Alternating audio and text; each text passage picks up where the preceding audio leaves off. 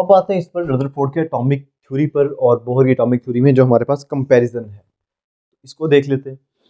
सबसे पहले जो मैं पॉइंट लिखूंगा इसकी डिपेंडेंसी है या इसकी बेस है, बेस किस पर है। तो जो हमारे पास रदरफोर्ड की एटॉमिक थ्योरी है, it is based upon classical theory, based upon classical theory. Classical mechanics के हैं तो ज़्यादा बेहतर रहेगा, क्लासिकल थ्योरी।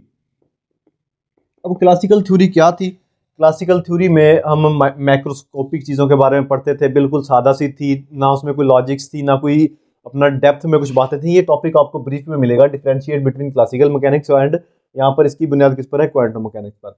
क्वांटम थोड़ा सा अपडेटेड वर्जन है इन चीज़ों को समझने का। जबकि बोहर का एटॉमिक मॉडल या बोहर की एटॉमिक थ्योरी जो है, ये बेस्ड अपॉन है क्वांटम थ्योरी, क्वांटम थ्योरी। तो ये फ़र्क है इसमें, ये क्लासिकल थ्योरी है, ये क्वांटम, ये थोड़ी सी अपडेटेड वर्जन है। इसकी तफसील से बात करेंगे, एक और वीडियो आपको हमारे चैनल पर भी मिल जाएगी, यूट्यूब में मिल जाएगी, differentiate between classical and quantum mechanics. अच्छा, तो ये इसकी डिपेंडेंसी है या जिस पर बेस करती है। इसके बाद इसमें एक और बात बताई जाती है कि ये जो है रदरफोर्ड का एटॉमिक मॉडल, इसमें जब इलेक्ट्रॉन की मोशन की बात करते हैं तो इलेक्ट्रॉन्स, रदरफोर्ड के मॉडल में electrons revolve around nucleus. Electrons जो हैं वो न्यूक्लियस के गिर्द घूमते हैं, बस इतनी सी बात बताइए। जबकि इसमें बोहर के एटॉमिक थ्योरी में बताता है कि इलेक्ट्रॉन कहाँ पर घूम रहे हैं और उस जगह को क्या कहते हैं। ये कहता है electrons revolve around nucleus, around nucleus in a circular path, और उसे क्या कहते हैं? उसे ऑर्बिटल कहते हैं। इलेक्ट्रॉन कहता है सर्कुलर पाथ में घूमते हैं न्यूक्लियस के गिर्द, और सर्कुलर पाथ को क्या कहते हैं? हम ऑर्बिटल कह देते हैं। जबकि इस केस में अगर मैं थर्ड पॉइंट डिस्कस करूं तो no idea about orbital, no idea about orbital was given.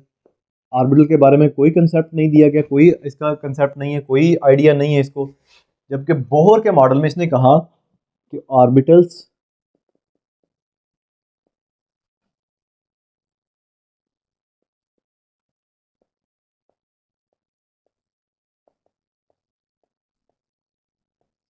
Are the pathways of electrons having fix energy. इसने कहा कि हर इलेक्ट्रॉन जो है वो एक ऑर्बिटल में घूमता है, यानी कि इलेक्ट्रॉन्स हमेशा ऑर्बिटल में घूमेंगे और एक ऑर्बिटल की मखसूस एनर्जी होगी। फर्ज करें, छोटा सा स्केच ले लेते हैं, न्यूक्लियस है, न्यूक्लियस के गिर्द ऑर्बिटल है, इलेक्ट्रॉन यहाँ पर घूम रहा है, इस ऑर्बिटल की एनर्जी और है, इसकी और है, तीसरा चौथा आ जाएगा, उनकी एनर्जी और होगी, तो ये फिक्स एनर्जी होगी ऑर्बिटल की। तो यहाँ पर बात की जाएगी स्पेक्ट्रम की, सॉरी स्पेक्ट्रम की जब बात करेंगे तो स्पेक्ट्रम में रदरफोर्ड ने कहा कि एटम शुड प्रोड्यूस क्या? कंटिन्यूअस स्पेक्ट्रम, कि लगातार इलेक्ट्रॉन की एनर्जी खा रही है, जज़ब होने वाला स्पेक्ट्रम आएगा। अब यहाँ पर भी कंटिन्यूअस और लाइन स्पेक्ट्रम में क्या फ़र्क है, ये वीडियो या इस तरह की कुछ चीज़ें आपको मिल जाएंगी इंटरनेट से या किसी और बुक्स में, तो मैं इन चीज़ों पर डिस्कशन नहीं करने वाला। हमारे चैनल पर भी शायद आपको ऐसी वीडियो मिल जाए। तो atom should produce continuous spectrum, जबकि बोहर कहता है atom should produce line spectrum.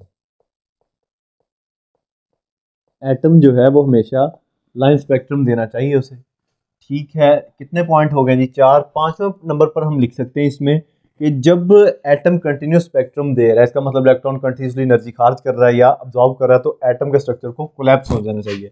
Atomic structure should collapse, atomic structure